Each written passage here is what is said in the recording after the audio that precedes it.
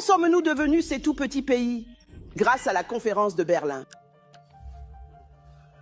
Vous voyez, les colonisateurs venaient en Afrique depuis plus de 700 ans, en commençant par 300 ans de présence portugaise, suivis de 400 ans d'autres colonisateurs.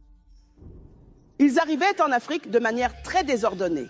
On entendait parler de ce continent incroyable qui avait tout ce dont nous avions besoin, et tout le monde faisait ses valises et courait vers l'Afrique. Alors vous voyez, monsieur, le Français ici, il a volé à l'Africain.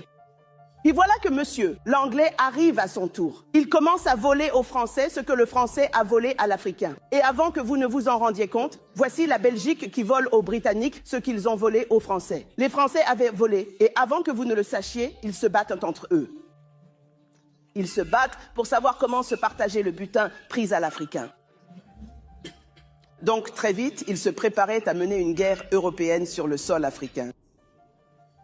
Le chancelier d'Allemagne de l'époque, Bismarck, réalisant qu'il s'apprêtait à déclencher une guerre européenne sur le sol africain, a appelé son complice, qui à ce moment-là semait le chaos au Congo, le roi Léopold.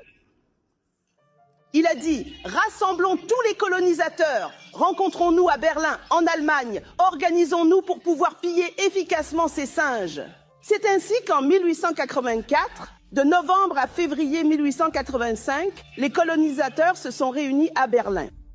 Pas pour l'observer. Avec cela, l'Afrique a prospéré. Ils se sont réunis à Berlin pour s'organiser afin de pouvoir piller efficacement l'Africain. Ils se sont aussi réunis pour une autre raison.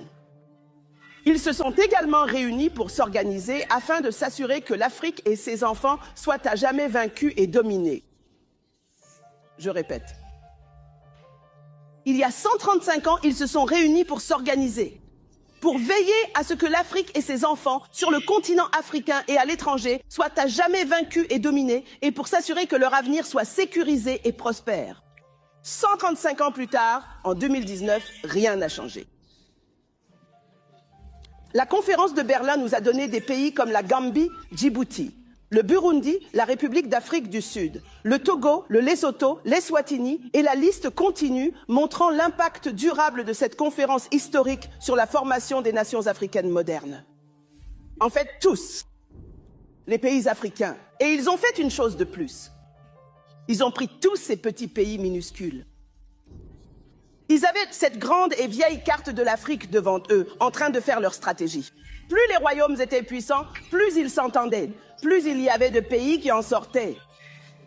Et plus il y avait de langues qui en sortaient.